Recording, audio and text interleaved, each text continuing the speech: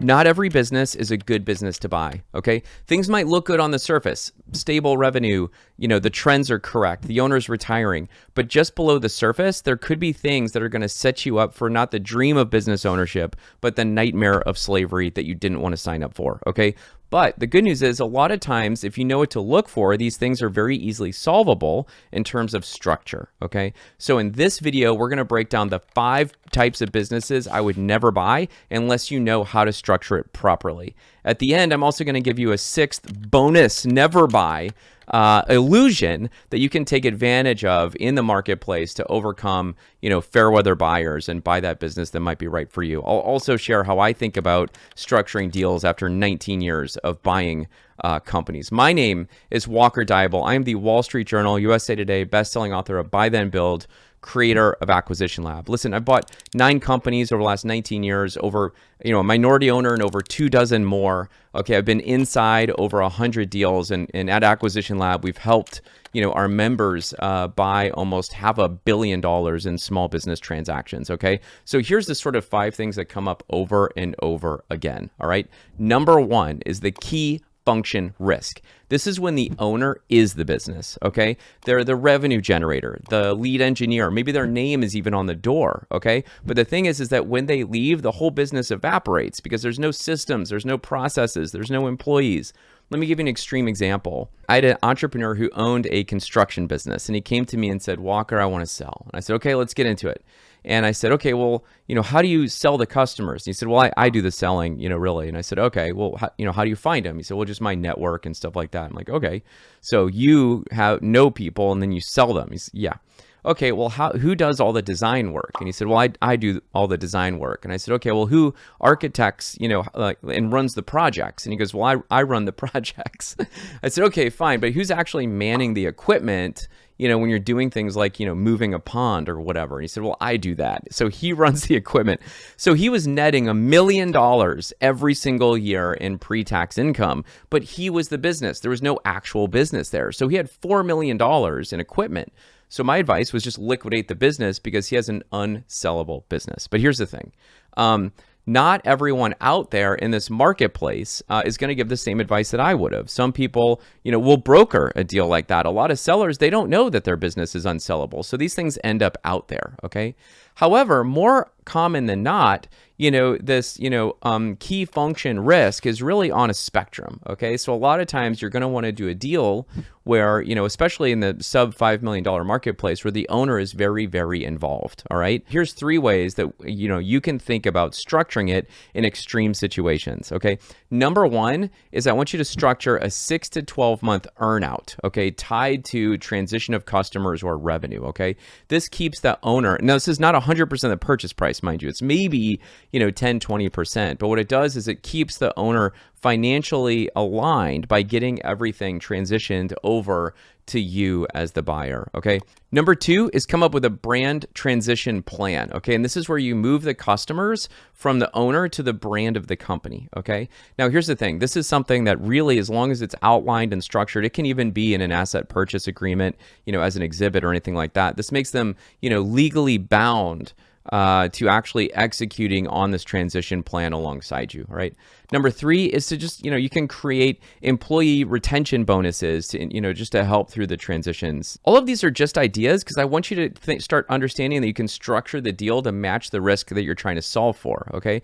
But at the end of the day, what's really important is that you need to understand that you are doing a transaction and you're going to need to trust this person, after closing. So if you don't trust them, that's the number 1 red flag. Everything else is kind of solvable, okay? Just make sure you're doing a transaction with someone you can trust, all right? And beyond that, you want to make sure that they're comfortable being in a legally bound situation with the purchase agreement with any of these things in there, all right? That's what you're looking for. So the bottom line here is, don't buy a business with a key function risk on that owner unless you're stepping in planning on doing their job, okay? So you are buying a job and not a business. That's okay. When you're buying these sub $5 million transactions, just know that's what you're doing. You can earn that later where you've got, a passive business and all the rest of it. This is an active business model. Don't let all those online gurus fool you, okay? Number 2, I call low water margins. Okay, now this is where a company boasts really big revenue numbers, but they have razor thin margins. Okay, that you find these in, distribution or legacy industries with rising labor costs or, low value services, for example. So I saw just this week, I saw a waste management 3PL that had $37 million in revenue, okay? But it had $500,000 in bottom line net profits. Guys, this is 1% net profits. That's not okay, all right? If you have, a supply chain delay or a wage increase or a customer delay, any kind of supplier hiccup, anything, okay, you end up underwater, all right, in terms of your cash flow, and that's not okay. So here's the 3 things that I want you to do. Number 1, I want you to start looking at gross margin by product or by customer, okay? Because a lot of times what happens is you have a large volume of things that are low margin, but you can find a high margin customer or product line in there that you're able to leverage, okay, and move forward. Sometimes the best answer to businesses is eliminate things that are not as profitable in order to increase the profits overall. Number 2, explore value-added services, things like warehousing or, logistics, design, other value-added services that you can add on. Now, obviously, this isn't something that you're buying, but it's something that you can expand into as soon as you hit the ground running, okay? Third, I want you to consider bolt-on strategy or just simply price it accordingly, okay? Because these high revenue businesses can, be really valuable when you've got a ton of volume. For example, some of these, non-ferrous metal businesses I've seen with $100 million in revenue, the cash conversion cycle is so fast that it's actually okay to be able to run on those little margins, because ultimately, even though you're only going to make, like $2, $3, $4 million in revenue, with $1 million in metal that you're trading, you can run an effective business in that proper model, okay? Because the volume is there. Ultimately, margins don't lie, but they can simply hide opportunity if you know where to look. Third is going to be the customer concentration landmine, okay? Look, small businesses a lot of times have customer concentration. It can be, 30%, 50%. I've seen 70%, okay? And so it's a situation where if that customer leaves, the business simply can't survive without it. And even if you can, it needs to be majorly resized, okay? Like downsized, all right? And so as a result, what'll happen is, you've got to cover your overhead, and that principal and interest payment after close is overhead for you, okay? So, you need to be able to make sure that if your largest customer leaves, that you can still survive. And, when your largest customer is like 70% of revenue, guys, you're not going to be able to do it, okay? Run the math, all right? So, here's how you do it. First, this is what I always look for. I look for a long-standing relationship and a high cost of transferability, okay? What does that mean? It means that, I bought a company that was a distribution 3PL company, and, we had one large customer that's about 27% of all revenue. That's enough to keep you up at night. But the thing was they had been with this company for 27 years. Okay. And they had relationships at multiple levels within the organization. And ultimately, the cost of them leaving to go somewhere else was like death by 1,000 paper cuts. Like just the sheer management was not worth the effort, okay? So ultimately, that's where I got comfortable, was because we were doing a whole lot of products for them. Like we were doing massive amounts of tiny products, and each one of these, this piece of plastic, we might have had a 35% margin on, but that's not a lot of dollars. And so once you start spreading it out and taking into consideration, the amount of coordinating that we were doing, I ultimately was able to get very comfortable with that. And that customer never left while I owned the business, okay? So that I turned out to be right in that instance. But the second thing that I want you to think about is I want you to do what I did, which is I want you to go in immediately with a plan to expand revenue, okay?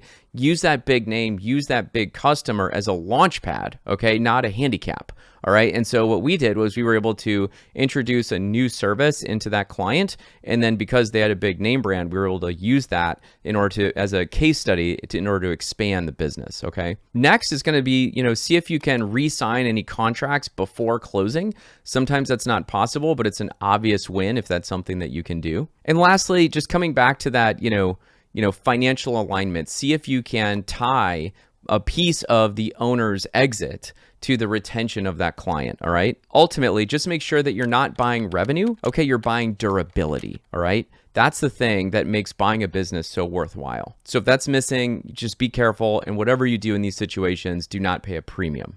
Number 4, recession vulnerability models. Okay, guys, there's a lot of businesses out there that just boom in good times, but bust the second, there's an economic pullback, right? Think about, luxury items, events, even, residential construction, elective, medical procedures, these types of things.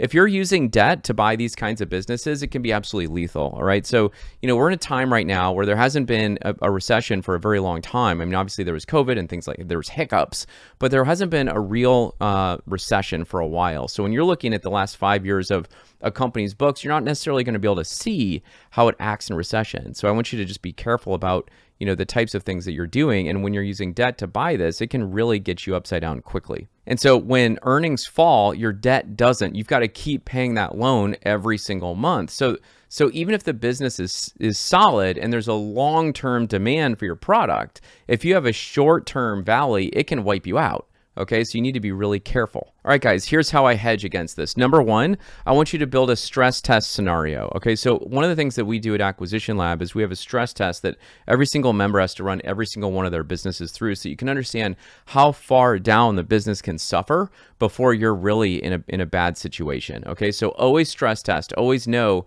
what can you cut, be looking at things before you get into that situation. Number two, I want you to build a war chest. One of the biggest mistakes that first-time buyers make anyway is when they go in, they end up, giving themselves that CEO salary on the first day. And then really what you need to do is build safety. Okay, I want you to build up cash because, you don't want to be living on some kind of line of credit just to survive. Okay, that's not a good plan.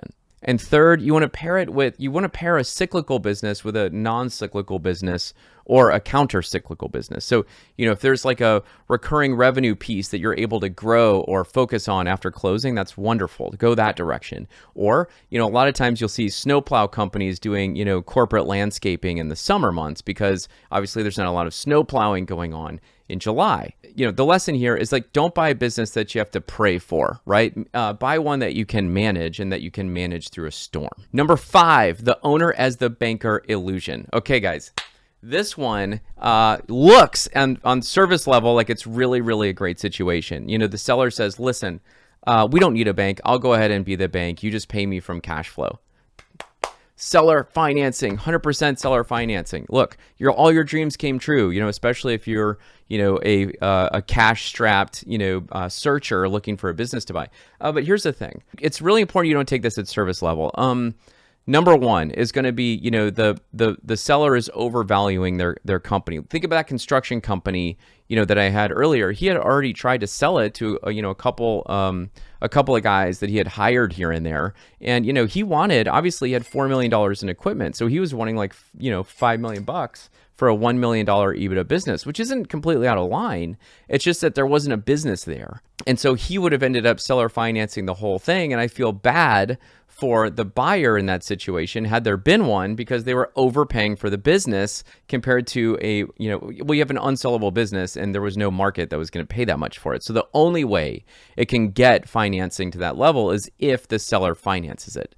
So I think he had, along the way, he had figured something like that out. He was already trying to figure out how he was going to solve for that. It's the same in a lot of these companies. So, if I'm going to sell you something for $1 billion and you owe me $1 a day, hey, let's do that. That's, but the point is it's not worth $1 billion. I don't care how much you're paying me per day. The thing is if they can overvalue the business and then you as the buyer end up being stuck with it.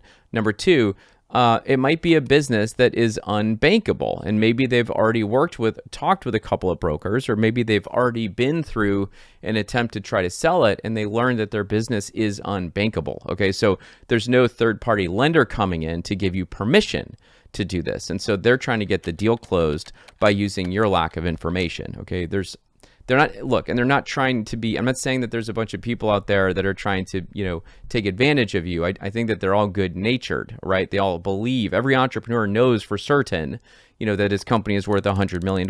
So we all know that. That's how, we put blood, sweat, and tears into it, and that's what it's worth. And we know that. That's just not what it's worth at market, right? So here's how you fix it. Number one, I want you to re-underwrite the deal from the beginning, okay?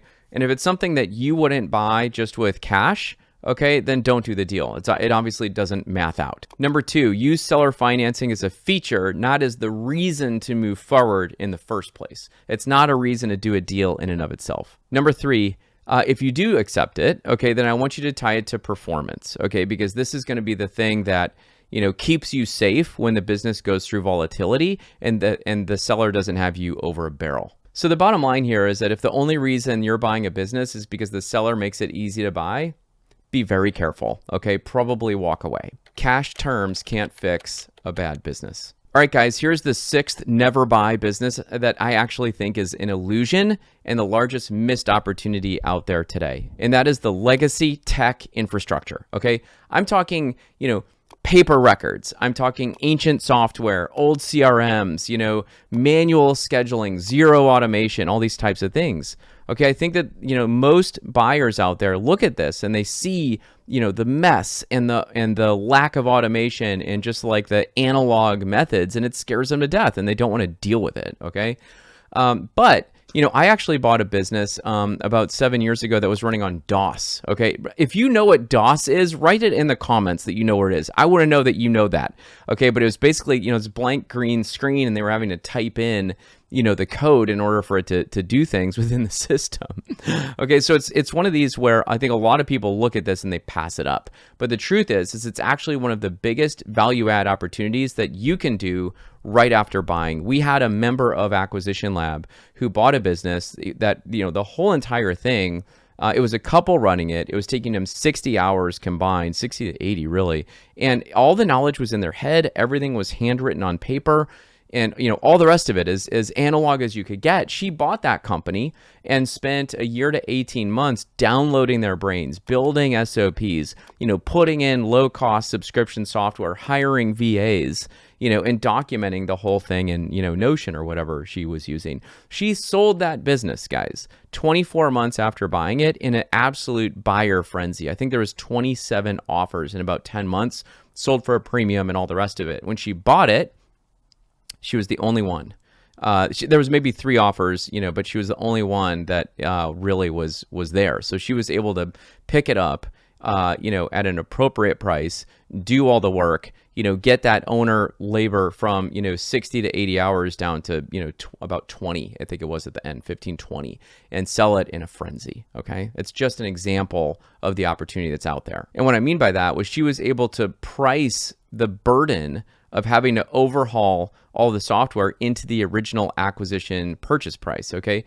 She was able to, plug in the upgrades after close. You can do this. Like, stay scrappy, build a plan to, you don't have to go out and do enterprise software in any of these things, guys. Just keep it scrappy, keep it low, build in automations that are affordable. And then you can create enterprise value just by modernizing the operations of a business where the things that are important, the foundation already works. Ultimately, guys, don't be afraid to do the work, because this is where the case studies are found. And if you want to be a case study of an acquisition entrepreneur, you're going to have to dive into the deep end and do the work. All right. Now, look, here's the thing. All of these 5, I guess 6, are just examples. Okay. And the truth is that, when I look back over my 19 years, I take on all the risk personally. Okay. I very rarely bring in partners. I sign personal guarantees. I don't use a bunch of sexy terms. Almost every single deal I've personally ever bought, I do 100% cash at close. It surprises people. But the point is that, like, I'm a little crazy. I think I'm hardwired for a little risk, okay? Because I know, and I've done this enough times at this point, I know what it is. I know that I can depend on myself, and I know that I believe in myself, and I know that, I've got the confidence to know that, when you back me into a corner, I'm going to figure out a way through it, okay? And I've just done this over and over. And as a result, I've generated millions of dollars doing this. Okay. This is the thing that I've been doing for almost 2 decades now. So, the point is that, like, you don't have to be crazy like me, but you also shouldn't depend on, over structuring deals. Don't let a structure of a deal get in your own way to success in order to do this model. Go ahead and treat all of these anecdotally. Okay, you can pull them out of a toolbox and see what you can get done. But ultimately, you don't need a perfect deal. You just need to be able to have the tools that you need in order to structure it to address the risk that you're taking on. Okay, listen, if you want to buy a business in the next 1 to 24 months, check out Acquisition Lab. We built Acquisition Lab 5 years ago. We anchored in world-class education. Okay, we brought in a curriculum designer and all this other stuff. I taught the curriculum at the Olin School of Business for a couple semesters. Then I redid it to acquisition entrepreneurs out in the open. And ultimately, we're the only truly vetted community out there, and we did this on purpose because acquisition to member ratio is actually the most important metric inside Acquisition Lab. As a result, it really sort of elevates the group. We've got 14 advisors on staff. We've got daily advisory calls, private Slack channel. I run the search forum every other week. So it's education, but it's really a community effort, which gets you out of your living room when you're trying to make one of the most important financial decisions of your life, and join us in the practice of acquisition entrepreneurship and make that leap with a little more comfort and a community of people doing the same thing. We'll see you on the inside.